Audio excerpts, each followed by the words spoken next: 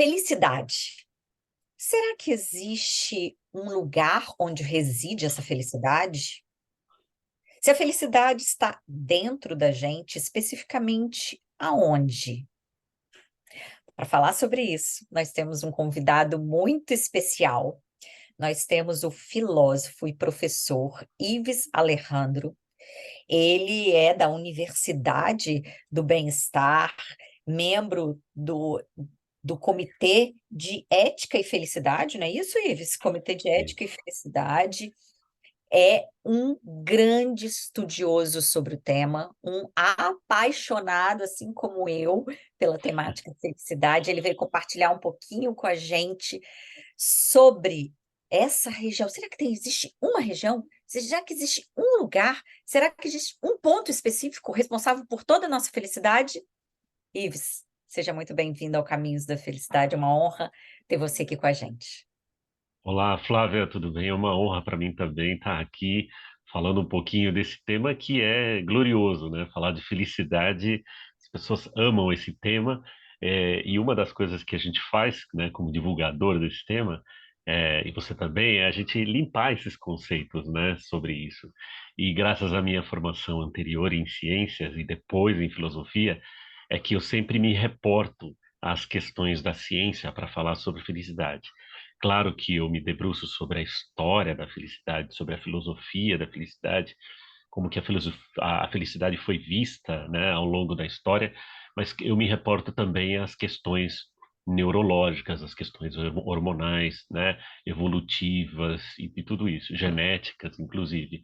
Então, essa é uma das perguntas que as pessoas sempre comentam. Elas falam, Ive, será que existe uma área do cérebro responsável pela felicidade? Bom, a resposta é não, não existe uma área específica, né? Porque o cérebro ele não trabalha dessa forma. O cérebro ele se parece muito mais como uma reunião de condomínio, né? Como um condomínio onde as pessoas fazem várias tarefas, né? Num condomínio você é morador, mas você também trabalha, você também tem o papel de pai, de marido, você às vezes é síndico. Então, nas áreas do cérebro nós temos essas regiões que às vezes elas fazem muitas outras tarefas. Então, a gente não tem uma área específica do cérebro responsável pela felicidade, né? Então, conta, quais são essas áreas? E o mais importante, com esse conhecimento, o que que eu faço com esse conhecimento?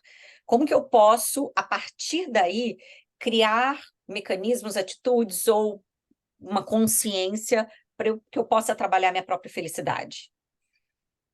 Legal. Bom, como eu disse, a gente não tem uma área específica do cérebro, mas o cérebro todo está envolvido nas questões da felicidade, né? E é claro que a neurociência, ela é relativamente nova, né? Então, muitas das nossas descobertas, muitas das descobertas que acontecem, elas são inclusive de natureza exploratória, mas ainda não conclusivas, ou seja, ainda se faz necessário uma série de estudos, né? Mas os equipamentos de neuroimagem, por exemplo, como a ressonância magnética funcional, elas ajudam a ver um cérebro desperto, elas ajudam a ver quais são as áreas que estão envolvidas quando a pessoa está meditando, quando ela está rindo, quando ela está pensando sobre questões alegres para a vida dela, quando ela também está preocupada, quando ela tem alguma questão que vai precisar de uma resiliência, ou seja, você tem aí uma grande quantidade de ferramentas hoje que não havia no passado que ajudam a gente a entender um pouco mais sobre a felicidade. Mas a gente tem que lembrar que a felicidade ela tem vários componentes. Por exemplo, a personalidade das pessoas influencia no tipo de felicidade que ela vai ter. A genética tem um papel muito importante, a genética comportamental. As circunstâncias exteriores também elas têm um papel. Então, o país que você nasceu, a classe social, a família que você nasceu, o tipo de emprego. Então, existem várias coisas, vários componentes que jogam esse jogo que a gente chama de felicidade.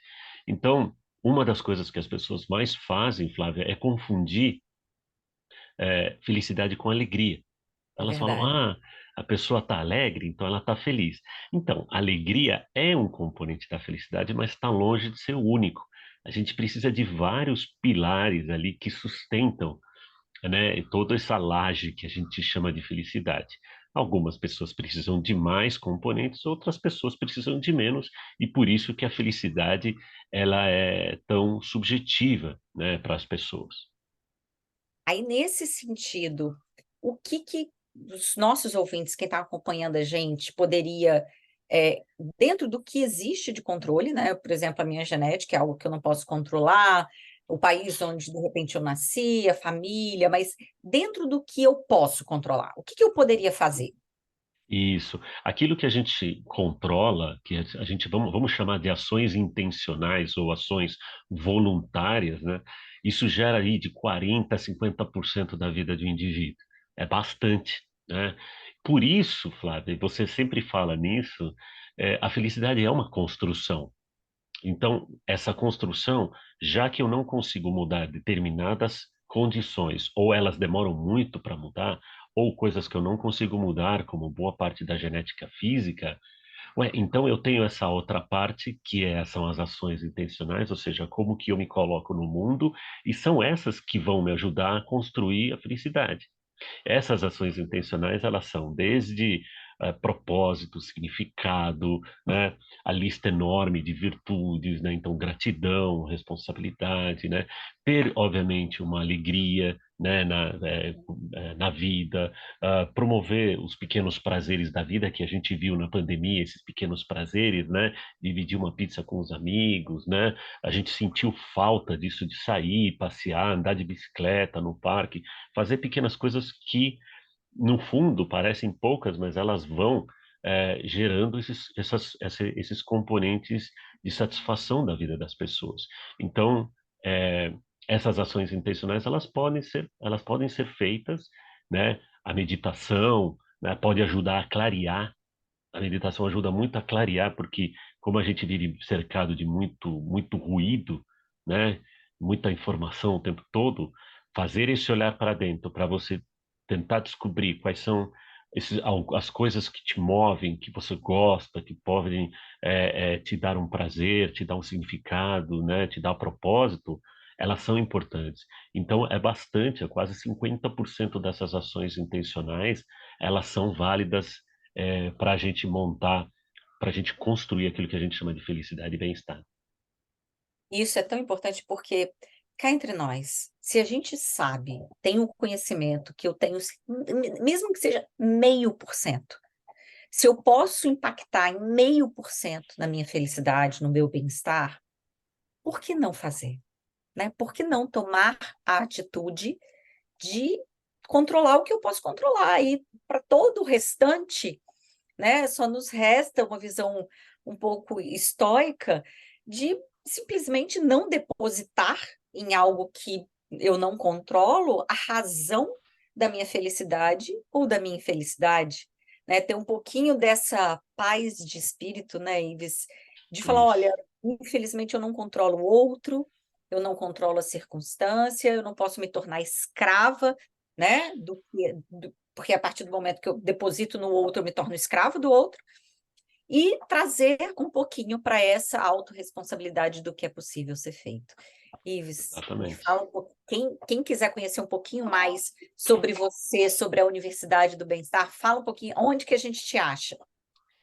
Principalmente no Instagram, nas redes sociais, no LinkedIn, né? A Universidade do Bem-Estar é uma iniciativa que nós criamos aqui em São Paulo, que está a serviço dessa busca de bem-estar, que lá no final do arco-íris gera felicidade, né? Então a gente faz uma construção desses vários tipos de bem-estar, obviamente que com um propósito final, a felicidade, mas é isso que você comentou. A pessoa vai ter que buscar, ela vai ter que entender e fazer um exercício muito difícil que é se conhecer, que é uma tarefa bastante complicada.